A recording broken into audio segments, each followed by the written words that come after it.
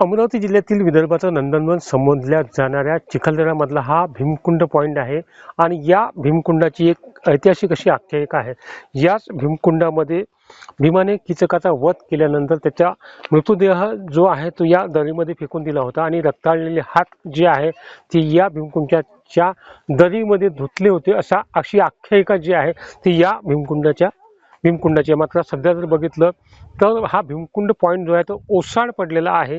कारण की पर्यटक या ठिकाणी मोठ्या प्रमाणात येत असतात। एकीकडे जर बघितलं सध्याच्या परिस्थितीमध्ये अत्यंत मोजके असे पर्यटक या ठिकाणी आलेले आहेत। जर या भीमकुंडाची आख्यायिका बघितली ती आहे तर इतिहासात देखील याची नोंद केलेली आहे। रामायणामध्ये याची नोंद आहे।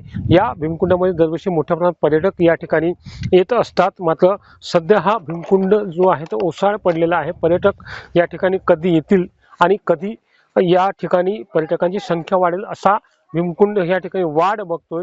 सध्या या भीमकुंडामध्ये आपण पाहू शकतो की हा भीमकुंड पॉइंट जो आहे तो या ठिकाणी रोजगाराच्या दृष्टीने एक व्यवस्था देखील आदिवासींसाठी केलेली आहे। मात्र असं असलं तरी सध्या वातावरणामध्ये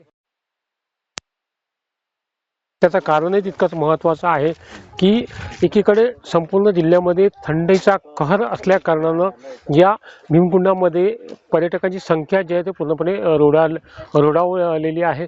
या भीमकुंडावर रोजगाराच्या दृष्टिकोनानं ही सायकलिंगची व्यवस्था केली होती, व्हॅली क्रॉसिंगची या ठिकाणी व्यवस्था केली होती। मात्र आदिवासींना रोजगार मिळावा या दृष्टीने ही व्यवस्था या ठिकाणी केलेली होती। मात्र या ठिकाणी कुठल्याच प्रकारचे पर्यटक आता या ठिकाणी दिसत नाही आहेत। त्यामुळं या येथील स्थानिक आदिवासींचा रोजगार सुद्धा बुडालेला आहे। एकंदरीत या भीमकुंडामध्ये पर्यटकांची संख्या वाढावी या दृष्टिकोनानं आता स्थानिक प्रशासन नेमकं काय व्यवस्था करते याकडे सर्वसामान्यांचं लक्ष लागलेलं आहे। अमरावती कॅमेरा पर्सन सागर सुरेंद्र आकोडे, जय महाराष्ट्र न्यूज, अमरावती।